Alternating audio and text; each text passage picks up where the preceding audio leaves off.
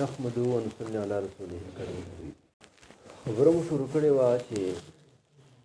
نبی رسول الله په یوه محفل یو مجلس کې دا خبره ارشاد کړه چې ما په دنیا کې 3 څیزونه خوښ دي. چې کله حضرت ابوبکر صدیق رضی الله تعالی عنہ دا خبره واردله او یا رسول الله ما هم 3 خبرې خوښې دي. چې کله حضرت ابوبکر صدیق رضی الله تعالی عنہ دا خبره وکړه نو فوراً حضرت عمر رضی الله تعالی عنہ هم په جوش کې رالی او فوراً پاسېدلی او دی ورته وویله چې یا رسول الله ما هم 3 خبرې خوښې دي. نبی صلی الله علیه وسلم ورته وفرمیل ای عمره تا کومې 3 خبرې خوښې دي؟ نو ورته وفرمیل یا رسول الله یو امر بالمعروف مې ډېر خوښ ده، د نیکو وینا کول، او بل دوم کار مې نهي عن المنکر د بدو نه خلک را منې کول، دا مې ډېر خوښ دي. او درېیمه خبره مې دا ډېره خوښه ده ساده لباس مې ډېر زیات خوښ ده، چې ملنګي لباس وي او تیګړې پکې لګېدلې وي پیوندونه مې ډېر خوښ ده. اوس ته وګوره چې نبی صلی الله علیه وسلم ته د اوله خبره څه وکړه؟ امر بالمعروف مې ډېر خوښ ده. حضرت عمر رضی الله عنه یو داسې صحابي په خپله باندې هم په شریعت باندې ډېر کلک ولاړو او نور خلک په هم په نیکي باندې ودرول، ځکه چې د سره خو سوټۍ وه، لخته وه، خبرې پوه شو. او الله رب عزت د په خبره کې به تاثیر هم ډېر اچوله،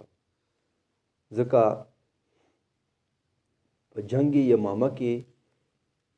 ډېر زیات صحابه کرام شهیدان سو او په دې کې د حافظانو کثرت و. یو بل جنگ ته چې کله صحابه کرام لاړه نو صحابه کرام به چې کله غزوې ته لاړه او جنگ ته لاړه نو هلته به مطلب یو ټیم به جنگ وشوی نو هغې نه پس به دوی ټوله روز فارغ و. حضرت عمر رضی الله عنه د هغه امیر په نام باندې خط ولیکلی چې دا فوجیان خو نور ټیم واسې فارغ وي، دا د قرآن مجید حفظ جوړېږي، ځکه حافظان هلته ډېر زیات شهیدان سته. نو چې کله هغه فوجیانو ته د مجاهدینو ته د حضرت عمر رضی الله عنه دا خبره ورسېدله نو ټولو حفظ شروع کړی او کتابونو کړي دي چې زراو مجاهدین حافظان جوړ شته. ګور حضرت عمر رضی الله عنه امر بالمعروف کې داسې اثر و چې خبره به یې وکړه نو بس بیا به ځکه خپل جانې جوړ وکړه نه. او بله خبره دا چې یا رسول الله ما نهي عن المنکر مې ډېر خوښ ده، نهي عن المنکر د بدو نه خلک را منې کول دا مې ډېر زیات خوښ دي. د الله رب عزت یو کمال ورکړه. یو ځل بیمار شوی نو یو صحابي بل علاقې ته لاړه، هغه بلې علاقې نه یو حکیم ډاکټر یې ورته راوستولو. مخکې خو به داسې و چې مطلب پاسو به خلک تله، نو چې کله دو روان شو او حاکم جان سره په ګوډې باندې یا مطلب هغې زمانې چې کوم ترتیب و چې کله روان شو نو چې کله د حدود د مدینې منورې حدود ته داخل شو نو حکیم ته وایي چې بس حکیم صاحب ته ځه امیرالمؤمنین لاړی دی دنیا نه. ورته وایي چې نه دا چې کشف ته وتلی دا څه خبره ده؟ نو دا ورته چې نه ما ته څه کشف ده چې شاینده شوی خو د اوري چې کوم مطلب چیلی ده یا ګډ ده یا څه ده هغه د بلې ځمکې کې خوراک شروع کړی ده، خوراک کوي. نو ما ته دا پته ولګېده چې ځناور نن خپل کار یې پرېښودلی، حضرت عمر چې خو لښته وه که نه ځناور به هم داسې په نیغې باندې مجال ده چې یو جناور د بل چا ځمکې ته بغیر اجازته ته لاړ ورته چې بس حکیم صاحب ته ځه دې دنیا نه بس لاړه. حضرت عمر کمال یې کړی ده چې د ده خبرې وار وې که نه الله رب عزت دومره لوی کمال ورکړه او دومره لوی کمال چې ځکه وایي یو عمر په دې دنیا باندې رالی نو غالبا 11 لاک مربع په ځمکې کې، یو بل عمر بن عبدالعزیز او دریم عمر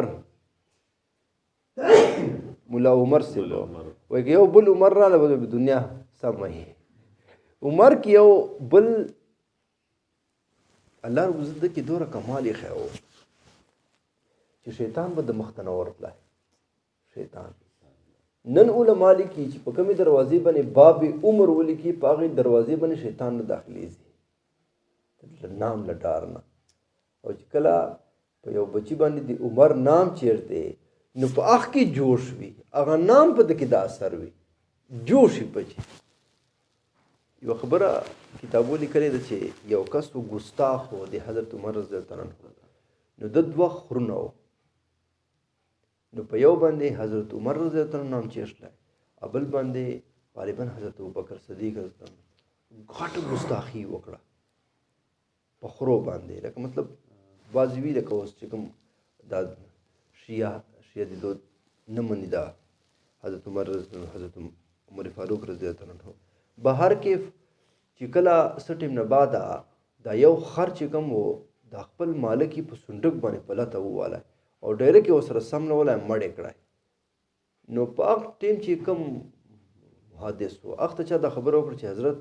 افلان کې چې کوم ګستاخ و اخو خر مړ کړای پلته ویلا هغه ورته وی چې تاسو پته وګورئ چې دا کم خر باندې حضرت عمر رضی نامي چا دا بده والای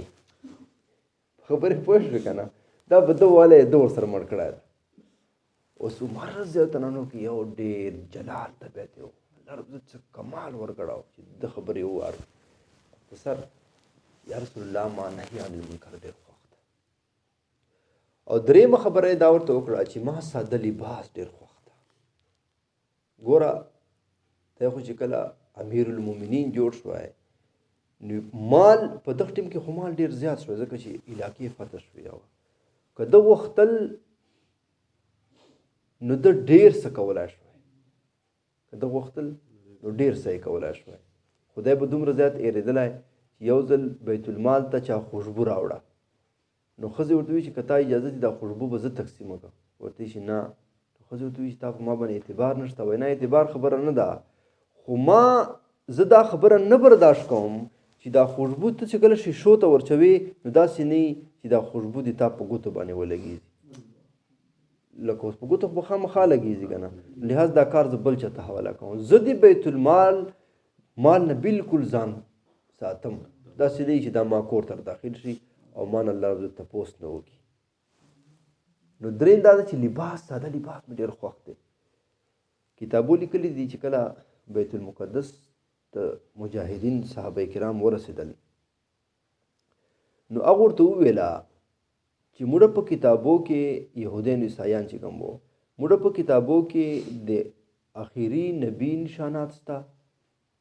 او چې څوک دا بیت المقدس فتح کوي د هغه نشانات هم شته. لحاظ تاسو امیر المؤمنین ته ووایئ چې یو ځل راشئ چې موږ یې وګورو که چیرې هغه موږ کتابو نشاناتو